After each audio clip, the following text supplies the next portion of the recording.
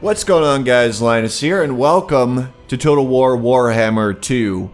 A new DLC was released today called The Rise of the Tomb Kings, which looks really good, so I'm going to go check it out.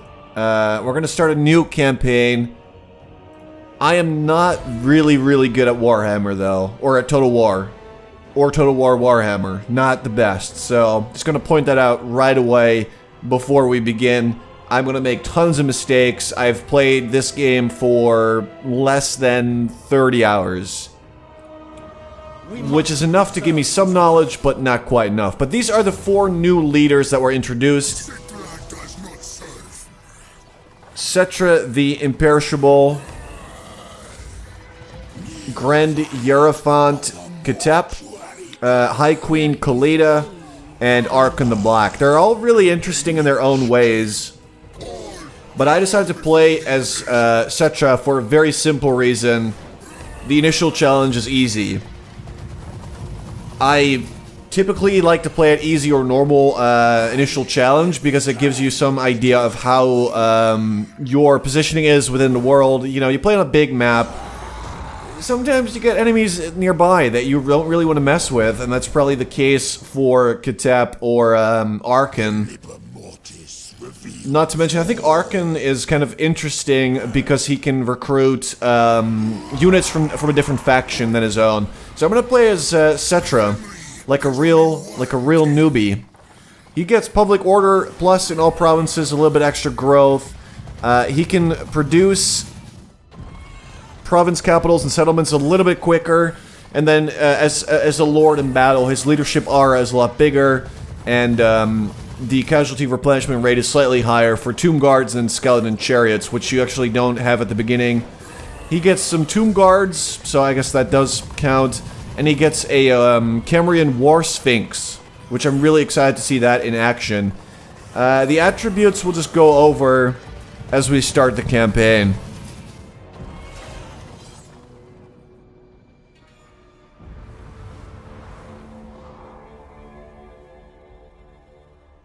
The sands of time ravage all. Mortals, monuments, even civilizations cannot stand against it. Their remnants lost beneath the dunes, awaiting discovery. By the brave, or foolish. What's that? I can hear something. Come here, quiet.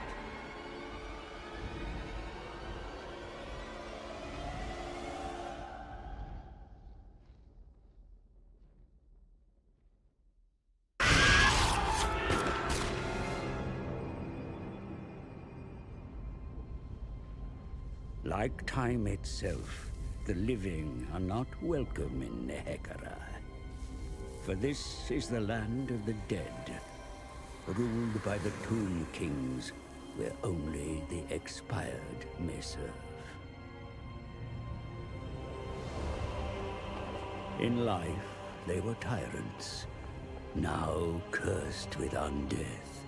They crave power more than any living thing. And none more so than Settra the Imperishable.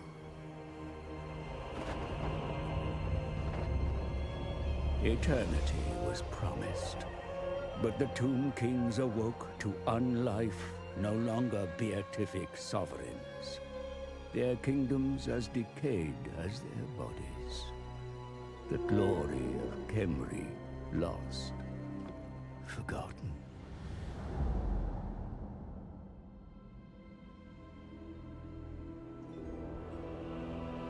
A comet, an omen. The Black Pyramid stirs, but does not wake. A vessel of untold power, awaiting a new master. But it remains sealed. The Lich Priests are tasked with finding access.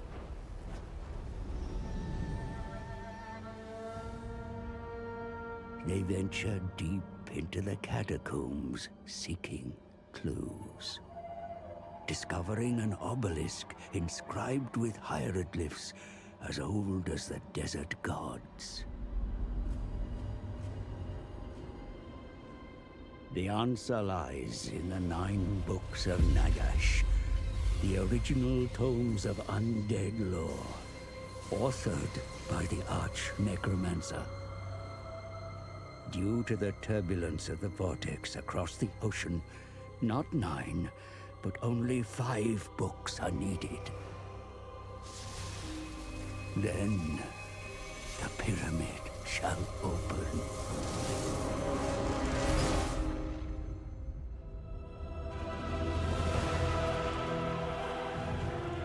Time has seen the books lost, scattered. Other tomb kings will seek them, for all desire the Black Pyramid. Begin the search. Raise your warriors. The legions of Khemri march to war.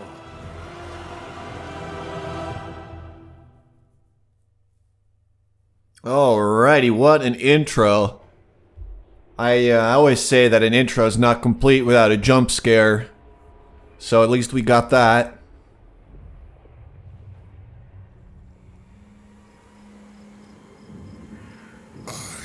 Settra the Imperishable, King of Kings, Lord of the Shifting Sands, eternal ruler of mankind, rest no longer. Mehekara will be restored to greatness. Savage greenskins threaten to raid my lands in the east. They have defiled my temples before. I shall ensure their extinction. More godless orcs dwell in the mountains to the south. But a much greater threat squats within my kingdom. The Necrach Brotherhood leech upon my realm. A parasite that must be purged. But they are all mere distractions. I hunger for more. The power of the Black Pyramid. It stands guarded by a sentinel army and behind magical bonds that can only be unraveled by owning books of Nagash. The books shall be mine, and so will the pyramid. For I am Settra the Imperishable. I do not serve, I rule. Yeah, Settra rules. Alright, so within the Black Pyramid, a great power lies dormant waiting to be unlocked by the bearer of the 9 books of Nagash. Collect the books of Nagash and win the battle for the Black Pyramid to achieve this campaign's victory conditions. So basically all you gotta do is get your hands on 5 of these books and make sure that you, I guess, own the Black Pyramid or defeat the army that is guarding it. I'm honestly not too sure. There's a huge army out there, by the way, so you gotta bring your A game there later. Tomb King factions can recruit units into their armies without the need to pay for their recruitment or upkeep. Instead, each unit has a limited initial recruitment capacity, which can be increased by constructing additional buildings. Okay, so our first mission is to collect any of the 9 books of Nagash. As long as we get one mission complete. We have to capture and occupy someone belonging to the top knots, so that's going to be easy enough. And we'll get some treasury, gold, and some canopic jars. We need to research a dynasty technology. And those are, for now, our missions. So, like it just said, what is very different about the Tomb Kings is that, one, their income is very, very low. And that is because they don't pay any army maintenance. We can recruit whatever we want, and it's free. Which is pretty damn sweet. So we're going to grab an extra chariot. We can only have 2 of these, but... yeah, I'm on board. Let's get some. And let's get 2... yeah, I'm thinking we're going to get 2 spearmen as well. And there we go. So this, we can grab this for free. We don't pay any upkeep. And it's nice and easy and quick to get it. We start with a very small city of Khemri. I guess, you know, Settra just woke up. We can get a gold mine here later, which is a decent way to get a little bit more money. What of the heat? Great Pyramid of Settra. Yeah, I'm gonna want to get that later. Not right now. We don't have the money. So our only real buildings to consider are a military building, the Open Graves, which gives us the ability to get skeleton archers, which I like a lot. Or we can get something that will give us more public order, or more growth, or a little bit more income, and a little bit more movement, which is fine, but I'm definitely going to go with the archers for sure. That's just clearly the best option right now, for me. Because we can currently, you know, all we have is warriors and spearmen, and then, you know, 2 chariots. It's very, very weak stuff. We have no ranged units, which is obviously going to be a problem. Then also their research functions very differently from other factions. So you can get one of these 6, is it? Yeah, 6 dynasties. And this is your way to get new lords in your army. Like, currently you can't actually recruit any new lords, obviously. There are some available once you get your limit up, which is at 1 right now. But they're all pretty, I guess, meh. And then if you actually get one of these, the bonuses you get are going to be much larger. Just got to pick one, though, because opening up any of these dynasties will slow down your research rate by a pretty hefty amount. So we're going to have to pick which one we want. Extra armor for War Sphinx and Necro Sphinx. You can get another War Sphinx. Construction time is down for all buildings. Additional tradable resources. That's quite good. Extra tax rate. A little bit more public order. Larger leadership RSIs. I don't really like this one as much as I like this one. Okay, extra melee attack when in the desert. A little bit of a charge bonus. More range. And he can stalk. So I guess he's like a sneaky guy. Missile damage goes up for Ushaptis, which are great bows, and you can have a bunch more. Hero action success chance for Lich Priests. And then there's one for Skeleton Chariots, Skeleton Archer Chariots, and more, okay, missile damage, more speed, which is pretty good, but then there's also these other things down there. Missile damage for War Sphinxes, extra armor for War Sphinxes. It's another good one. So these give you stuff for Ushaptis and for War Sphinxes, which is pretty nice. And they make your chariots a lot more, well, stronger, I guess. Although this one is definitely... okay. I mean, I like this Lord, but I like these bonuses less. So the question is, which one should we do? Everything is sort of fragmented into all these different dynasties. I guess since I like this lord... no, not this lord. Yeah, this one. We'll go with the 6th dynasty first. I hope it's a good idea. It's possible that that was a mistake. The Salt Plain has a very small garrison, only 6 units, but there are Savage Orcs and Savage Orc Archers. So we're going to try and... actually get a slightly larger army so that we can for sure take the Salt Plain. Which, as expected, does give us access to salt. Actually, there's another thing that I never even mentioned, and that I should have. Construct a building that permits recruitment of more units. Well, good news, we're about to do that in 1 turn. These canopic jars are a unique sort of currency, I guess, that allows you to do a bunch of different things. Over here. So you got Legions of Legend, which you can awaken these units, I believe, if you have enough jars and enough other stuff. We obviously don't have anything right now, but that's sort of what they're used for, and you can craft things. Some of it really good, but you need resources and you need canopic jars. This one needs salt. It's a helmet. Nice. Potion of Foolhardiness. Alright, so we're going to check this out later because we can't really do anything with it right now. We have 0 jars. We're not actually getting any jars right now, which is kind of a bummer. I'm going to get, let's say, 1 more of each of these, and then next turn we'll just grab a bunch of archers. Now I'll get an extra spearman. Next turn we'll grab 3 archers, then we go after the Salt Plain. I might be taking it way too slow here. But like I said at the beginning, I'm not very good at this game. There we go. We constructed our building, so we got 15 jars and 500 gold. Next up, we gotta maintain a total of 8 units of the following type: spearmen and warriors. We can do that. We have to get iron as well. Well, it's right there. Savage orcs. This area is sacred to the savage orcs. At some point, the greenskins' tribal migration will bring them to this area. Okay, who are these guys? New moss. Let's see if we can maybe get a non-aggression. Nope, they're not gonna go for that. Okay. They don't like me too much at all.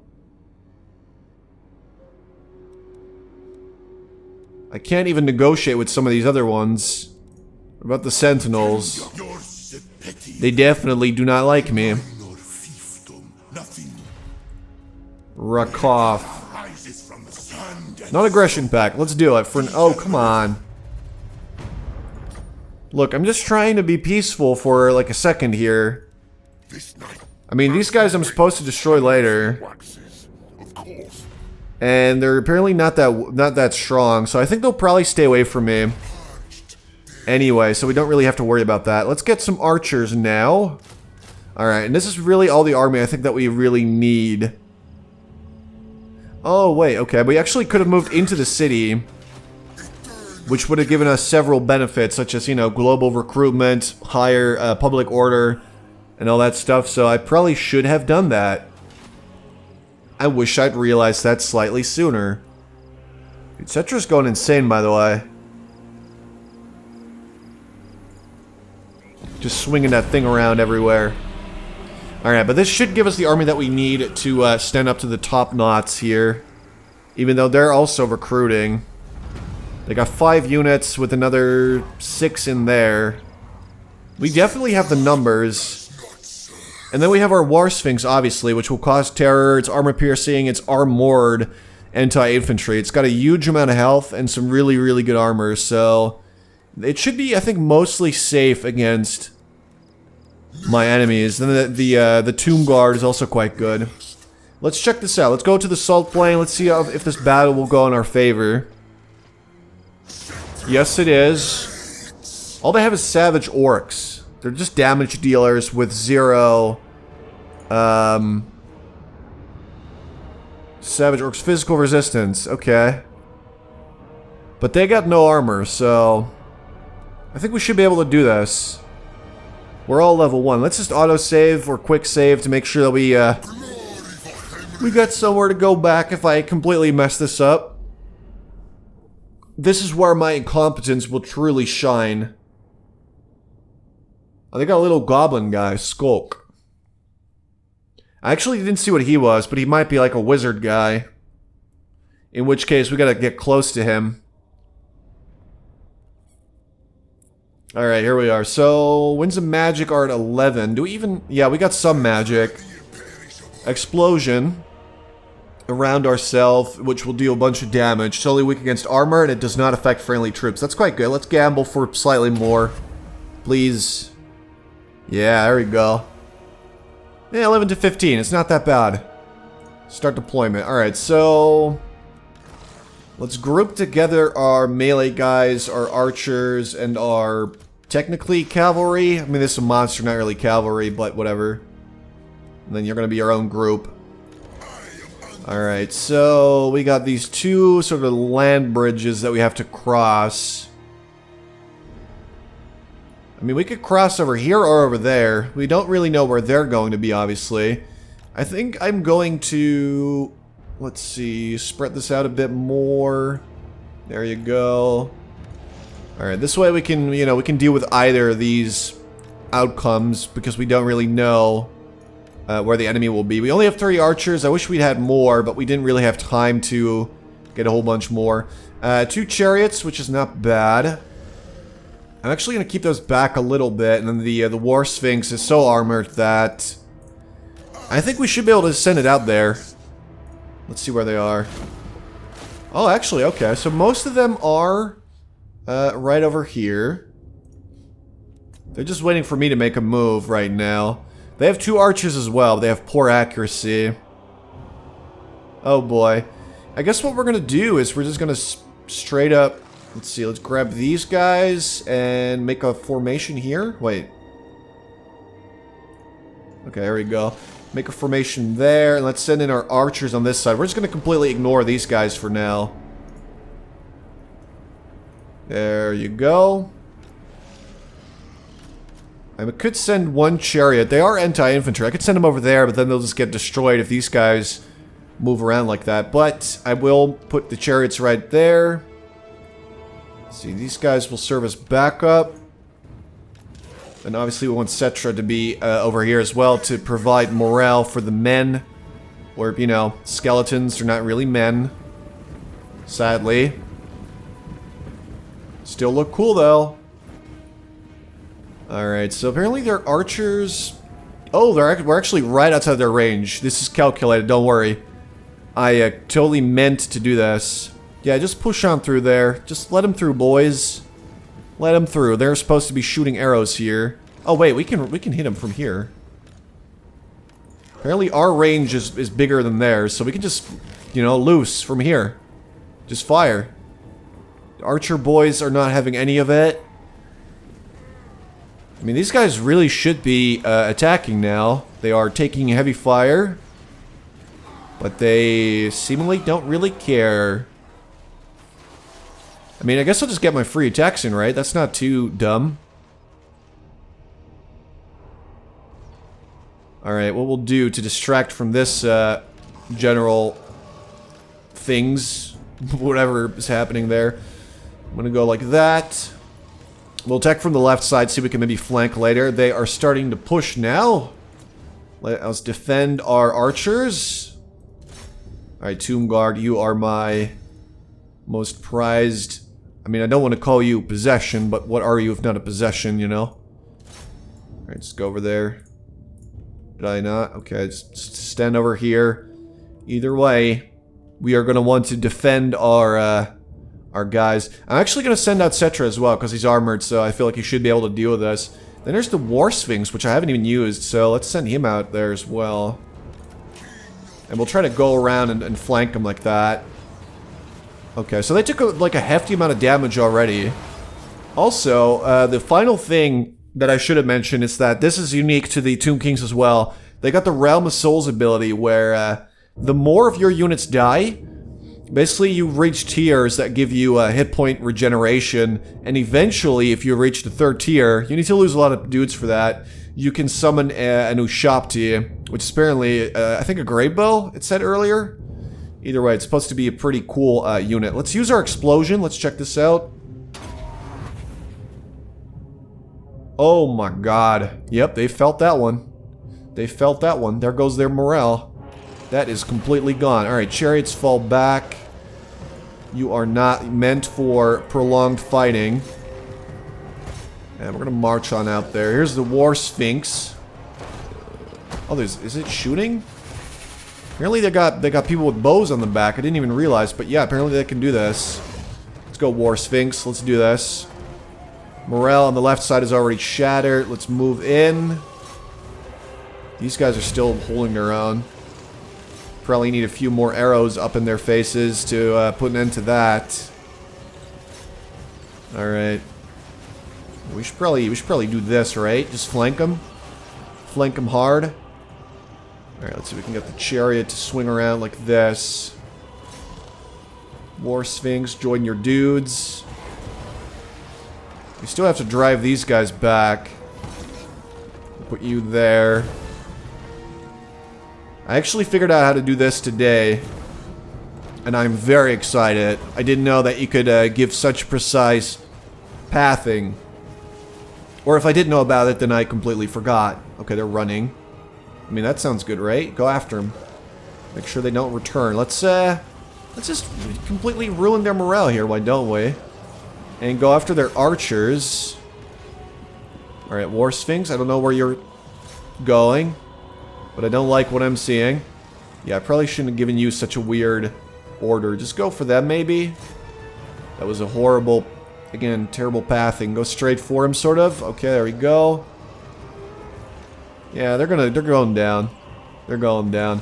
My guys are taking a few losses here and there, but that's the thing with the skeleton boys. is that... Oh boy. Okay, the chariot's in a bit of trouble here. But here goes the Sphinx. Oh, look at it go. Oh, you guys are going to kill my chariot? I don't think so. I don't think I can actually allow that. And they're broken. Alright, so... Let's see. Let's just get you to safety, though. Like, I don't want to lose a chariot. I mean, it wouldn't be the end of the world if they do die. Just, you know, it would kind of suck. There we go. We're still putting up a bit of a fight here.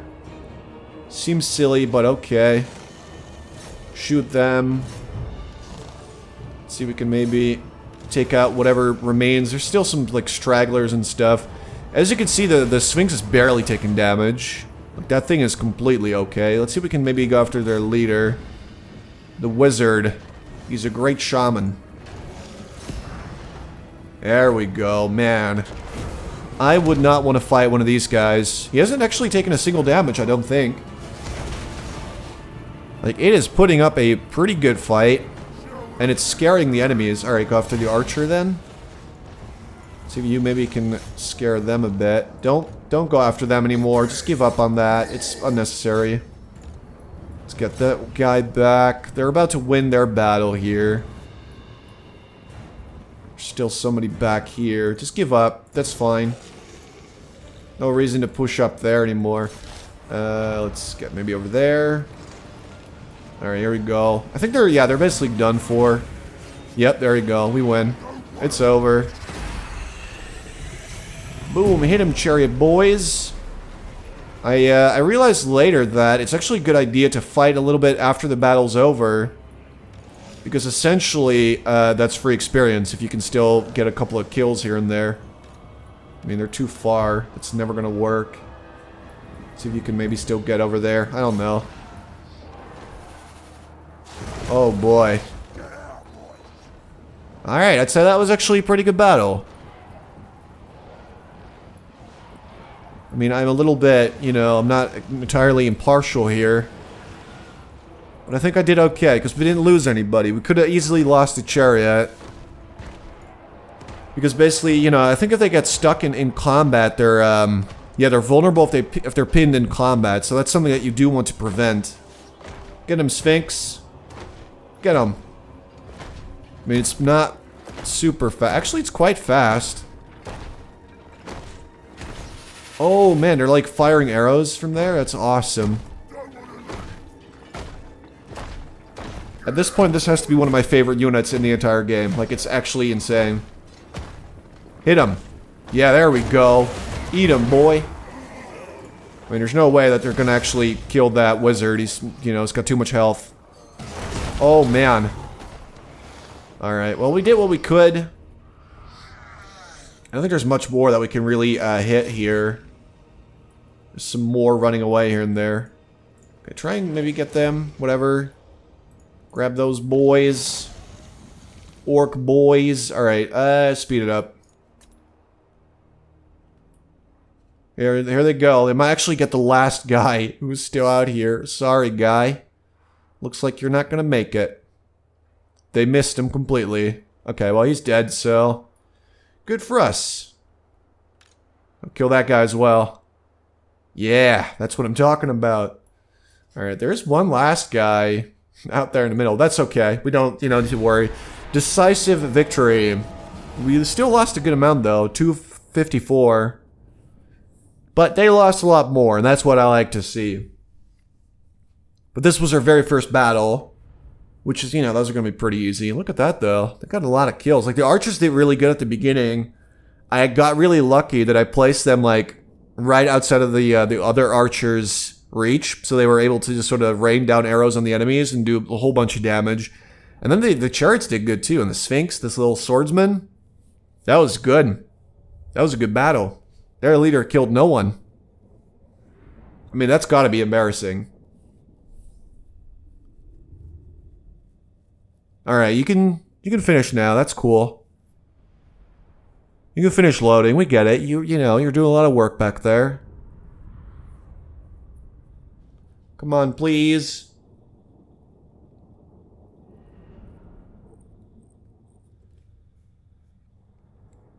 I think this might have something to do with the fact that I'm recording. but I can't really stop recording. Yep, well, we got him. We got him good. Let's occupy the city. You could, you know, raise it and get some money, some canopic jars, but we need more cities, so we're occupying this. We killed Skulk, apparently. Even though, you know, we didn't actually kill him, but okay. We got some nice money in the treasury, some more canopic jars. Now we have to control one entire province, so we need, Zandri. That's actually, yeah, that should be kind of easy. Right? I feel like it should be. Let's get 2 more archers, or let's get 3. Let's get 3. I'm feeling adventurous. Alright, also we leveled up, which is always nice. Overcast spell, Joff's incantation of cursed blades upgraded. I don't know what that means. It gives you or an ally more weapon damage, armor piercing damage, bonus versus large. That's pretty good. I also like Passage to the Soul Realm, just giving everybody more leadership. Specifically because our leadership aura is so large, like, you know, any boosts to leadership are going to be especially good for Settra. Alright, not bad. Not bad. Also, these are the books in Nagash. Let's see, we are here. We're actually pretty close to one of these.